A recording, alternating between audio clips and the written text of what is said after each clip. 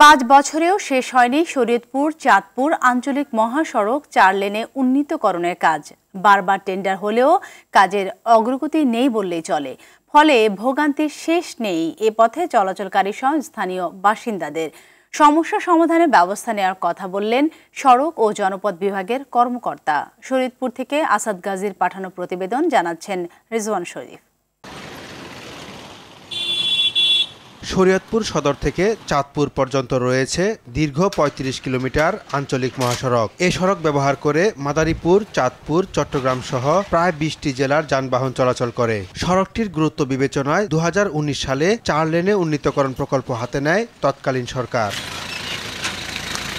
আগামী ডিসেম্বরে প্রকল্পের কাজ শেষ হওয়ার কথা থাকলেও দীর্ঘ 5 বছরে কাজ হয়েছে মাত্র 6 কিলোমিটার। বারবার রিটেন্ডার ও ভূমি অধিগ্রহণ জটিলতায় অনিশ্চয়তার মুখে প্রকল্পটি। ফলে সড়কের বিভিন্ন অংশে খানাখন্দ সৃষ্টি হওয়ায় ঝুঁকি নিয়ে চলছে যানবাহন, ভোগান্তি পোহাচ্ছে যাত্রীরা। রাস্তা এত পরিমাণে ভাঙা যে গাড়িরও জীবন শেষ, আমারও জীবন শেষ। এই আইসে মনে করেন যে কোনো রকম আইসে এখানে দাঁড়ালাম। একবার যাইলে আর মনে করে না যে এই রাস্তা দিয়ে আসি। রাস্তা প্রচুর খারাপ। একবার গেলে এক সপ্তাহ ওষুধ খেয়ে বাড়ি বসে থাকা লাগে, এত পরিমাণ রাস্তা খারাপ। একবার গেলে আর মন চায় না এই রাস্তা আর আসি।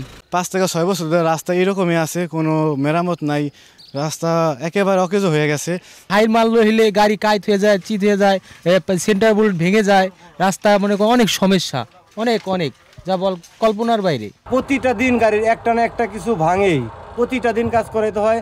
2 মাস যায় না একটা ব্যাটারির 25 মিনিট সময় লাগে। আপনার আগে যা রাখতো যেখানে 15 মিনিট সময়, সেখানে এখন সময় লাগে 40 মিনিট মনোহর থেকে বুড়িহাট আসতে। বেদরগঞ্জ যেতে সময় লাগে 2.5 ঘন্টার উপরে। এই রোডের যে বর্তমান পরিস্থিতি, এখানে যদি আর কিছুদিন যায়, এই অবস্থায় যদি রোডের কাজ করানো না হয়, তাহলে এখানে গাড়ি চালানোটা অসম্ভব হয়ে যাবে। প্রতিদিন 2-4 জন লোক মারা যায়। রাস্তাটা কাজ করা জরুরি দরকার, ইমার্জেন্সি। সব সময় লোক মারা যায়, গাড়ি অ্যাক্সিডেন্ট হয় এই রাস্তা কিন্তু একমাত্র ভাঙার কারণে।